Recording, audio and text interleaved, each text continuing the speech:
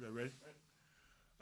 What a great atmosphere today. What a great atmosphere. I thought we had a great crowd. I thought our guys came and played with a purpose, got off to a great start. The energy in the building was really, really good, and we built a big lead. And as usual, they kind of let up, and kind of let Oral Roberts kind of get their heads back up, and made it, interesting ball game at halftime. But we had a good talk at halftime about our defensive intensity, about our defensive energy, and guys came out the second half and they really locked in and did an unbelievable job of really, really focusing on the defensive end. We was able to force some turnovers, got out in transition. Of course, Tony was unbelievable in the second half, hit some big shots. JJ hit big shots. Markel was Markel.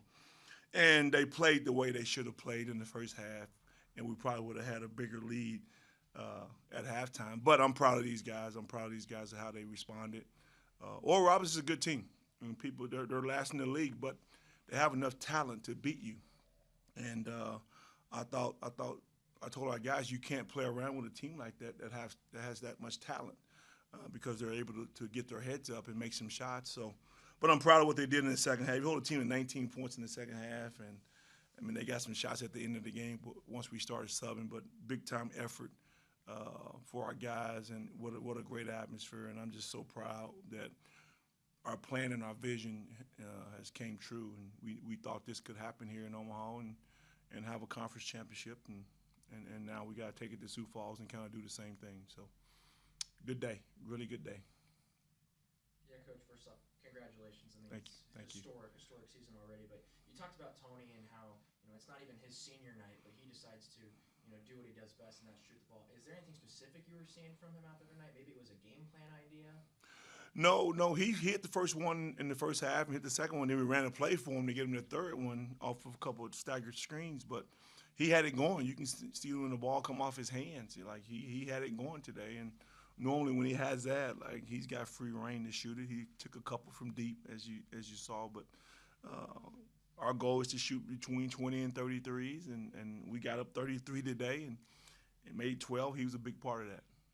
He's a good shooter. I mean, you kind of shared the moment with JJ and Markel in particular. You said those your day one guys when they checked out for the final time. Yeah. No, I just told how much I love them, and I just thank them for staying around and believing in everything that we was doing. Because there was a lot of ugly days, a lot of ugly months, a lot of work that went into getting to this point. And as you guys know, in this day and age, kids don't stay around for the hard stuff.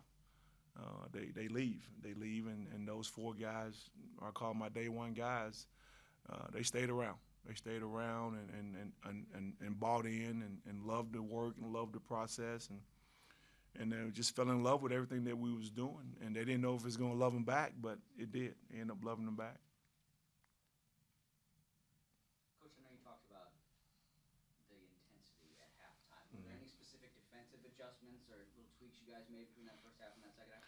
Yeah, first half we was kind of trapping the ball screens with McBride, and he was able to get out of the trap and get the ball moving. And they hurt us a couple of times with some open threes because we couldn't rotate back. So the second half we pulled it off and just kind of guarded them straight up. Then we told our guards on every ball screen, make sure you're getting back in front of the ball because the big defender couldn't stay as long as we wanted him to stay. So they did a great job of handling their ball screen situation, kind of neutralized McBride because he's the guy that's capable of getting 40 points. And they did a great job. I mean, unbelievable in the second half. To hold any team to 19 points in the half is unbelievable. You talked about the 16-0 run that you had there in the second half. I mean, Tony goes and scores 11 straight points. What did you see during that run? Because you guys are you have long stretches all the time. Mm-hmm. But specifically this run, not only did you have the fans behind you, but then your team just seemed to play with a little extra passion. What did you see? And that was it. I think we just turned up our defensive intensity. That was the key. And we forced some turnovers in the second half. I mean, they turned the ball over, I think, 2 times in a row, and we got out in transition.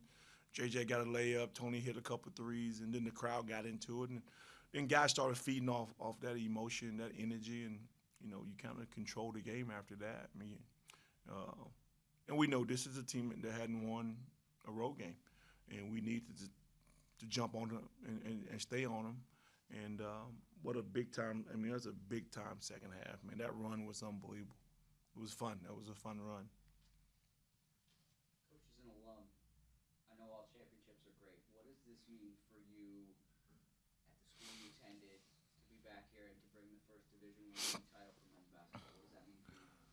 It means a lot because I think, I tell people this all the time. This is where I started, and this made me who I am today. Being a student athlete here, being a student here, having a chance to be a GA here, and I learned a lot of things in Omaha as a young man. So when I had the opportunity to come back to be the head coach, our goal was to make this basketball program relevant, and I knew we could do it. I knew we had a bunch of things in this city with this facility that we could sell to get the right young men to come, and we just had to put together the blueprint, and they followed it to a T. And I'm proud. I'm so proud.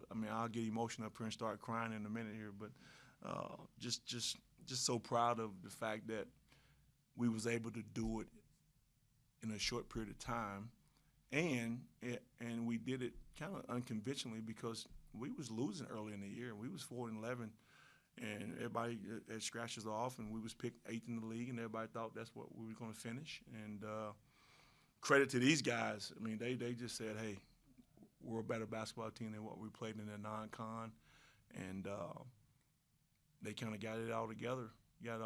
We didn't change much. And they got it all fixed. But no, as alumni and as a former player, and it's really a proud moment to be able to bring a conference championship back to this city. Good. Trash can thing has kind of been a fun thing all year. Was that your idea to have Chancellor come out of the trash can? I suggested it 2 or 3 days ago. Didn't know it was going to happen and didn't know how it was going to happen, but Adrian, our AD, talked her into doing it, and she had no problem doing it. And I thought that was the funnest thing ever, man. That was big time for her to do that. And that's how bought in our chancellor is in our athletic department. Not just basketball, every sport she supported. And from day one, she supported us and supported me, and she's all in. And we can't say that about a lot of schools, and we can say that about Omaha. She's bought into athletics. All right, thanks, guys. Thank you so much.